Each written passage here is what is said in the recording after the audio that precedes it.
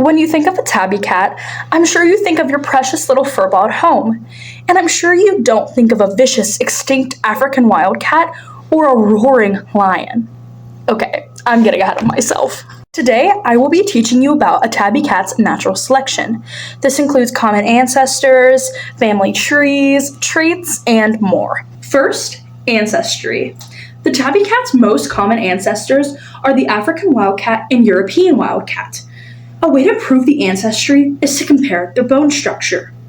This is an African wildcat's bone structure, and this is a tabby cat's bone structure. The similarities are unforgettable. Okay, sorry. This presentation is supposed to be professional. Now we're going to shift our attention to the tabby cat's phylogenetic tree.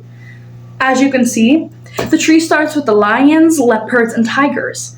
As it goes down the tree, you can see some animals you might be familiar with, like the ocelot and the cheetah. And finally, as it ends with the traditional household tabby cat. But I'm sure you're wondering, how do tabby cats protect themselves? What are their advantages in the environment? Their main advantages are camouflage and their claws. Due to their gray color, they can camouflage against trees, and their claws help them protect themselves and to attack their prey. What's a cat's favorite day of the week? Catterday. Sorry, all kidding aside. Every organism goes through environmental pressures, but the tabby cats are slightly different. This is because tabby cats are household pets, so a lot of their environmental pressures deal with both indoor and outdoor issues. One pressure tabby cats experience on the daily if they're outside pets is temperature sensitivity.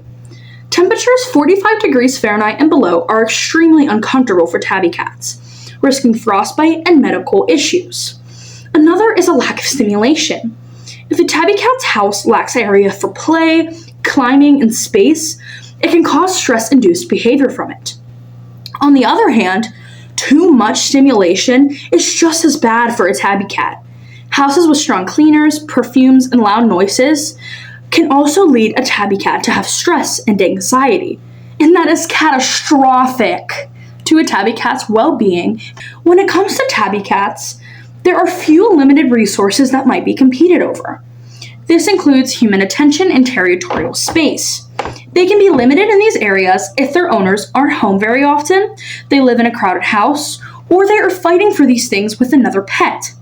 Tabby cats are very independent in some aspects, but needy in others, so the balance of human attention and personal space is competed with quite frequently. Now let's go ahead and shift our attention precisely over to speciation. The main type of speciation that has caused tabby cats to still exist today is artificial selection. Artificial selection is an evolutionary process where humans consistently choose specific traits in agriculture production or animals to breed, promoting desired characteristics over generations. This process has been happening to tabby cats for ages. Breeders will breed different tabby cats with genetics of their choice together to create more expensive tabby cats to sell.